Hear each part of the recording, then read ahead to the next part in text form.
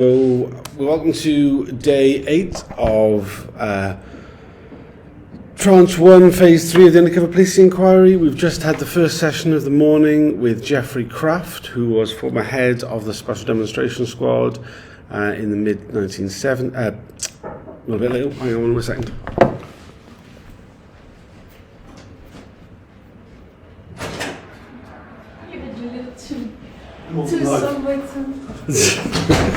Yeah, I think he was. I'm joined by Eveline Lubbers from the Undercover Research Group. Hello. I've only set one mic because we've only got a short break now, and we'll be back. Grab yourself a chair, dude. We'll be back in fairly soon.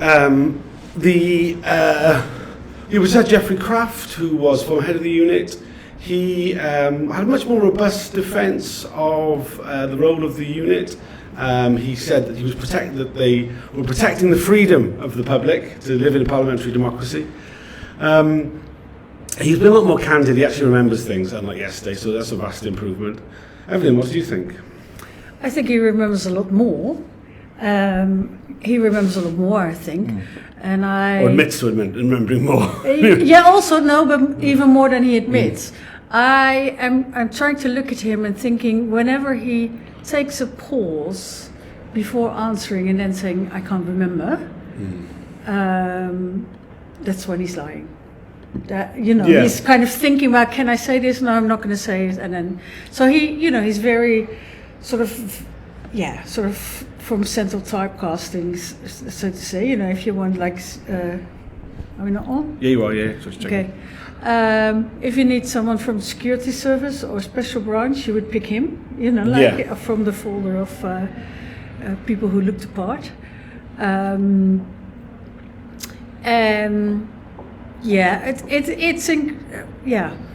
Sort of in hindsight, with Bryce yesterday, you almost, even more, you don't believe that he can't remember. Of course, people have different memories, and it works like that, and we all know that.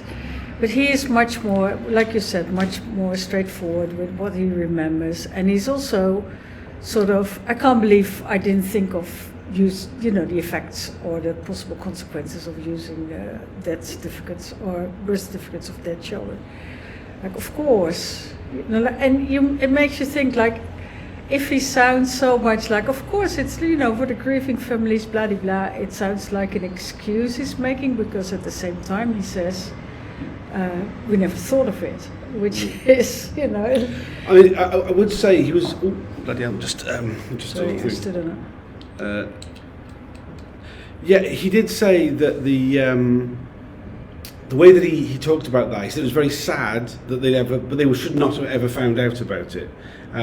It almost sounded like he was about to apologise, but he never at any point said that it was that they shouldn't have done it, just that it shouldn't have been found out. And it was very sad, and that that they exasperate, furthered the grief of the families who'd suffered that horrendous loss. But there was no apology, there was no sense of any sort of guilt on his behalf. No, and I think this goes for more, the entire existence of the STS and everything they did. They're trying to kind of get him to say, like, we should never have done this, or we should have thought about the consequences or the legality of it. But the main line that has been taken by anybody we've seen so far is like, it all went well until it got found out. It was intended never to have been found out, and in fact, it's a big shame that it has. And then in hindsight, we can say all kind of like politically correct things, like I shouldn't have done. Maybe that was a bit much.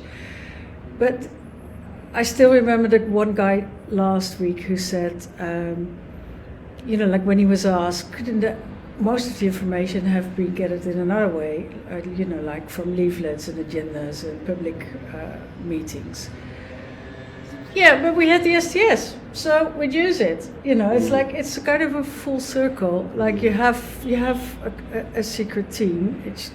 It is supposed to remain secret, and you use it as long as you can. And I'm sure they will use similar stuff today. Yeah, absolutely. There was there was a number of times when, you know, kind of things were put to Geoffrey Craft about, like, kind of, you know, was this overreach, you know, about the, you know, the reports on a pregnancy, on someone's sexuality, on their children, on the bank account details. And he was like, well, of course, there was no policing value that whatsoever, but, you know, they adopted this unfiltered approach, and this would happen, and just kind of a shrug of shoulders about, like, kind of, oh, well, you know, there's no real sort of concern taken for what that actually meant. Yeah, and even more so, they said, you know, it was not our responsibility to decide what was useful and what was not. Craft hasn't said in that many words, but before we've heard, like, we never got any complaints. Security service was happy with it. Yeah, so we just continued. And, like, you know, like with the first bit of Craft this morning, he said, you know, again, he said, like Bryce yesterday, there was no introduction. We didn't get, you know, we didn't speak to the managers before us. We just decided on the job, what the job should entail, like literally in discussions between us. And that is, you know, like, it just continued to exist with the managers being brought in and leaving again. And the undercovers basically making up their own jobs and doing whatever they did. It's so incredible that there were no reviews at any point, just the yearly letter to get further funding to the Home Office. Tells you something. Yeah, and also that you know, that even within the unit, like the unfiltered approach of the field officers, it was equally unfiltered once these reports came in. There was no, like, they weren't cutting it down for the next day. It was, you know, and here we are 50 years later, and we're reading these details now. In terms of how the questioning is going today, I think it's much better than yesterday. And also, Mitting is intervening much more. I think obviously he must have watched our videos from yesterday where we criticised him heavily, and he's taken it on board. So well done, John. Good on you. Yeah, indeed. Yeah, Bar is so much better than he was, even than he was last week. You know, like we discussed yesterday, like interviewing or witness hearings are not just working through your list of questions and then, you know, check, done that one, go to the next one. It is actually listening to what someone has to say when he pauses and asks things again. You know, like pushing a bit. Bar is good at it today, but he could be even more.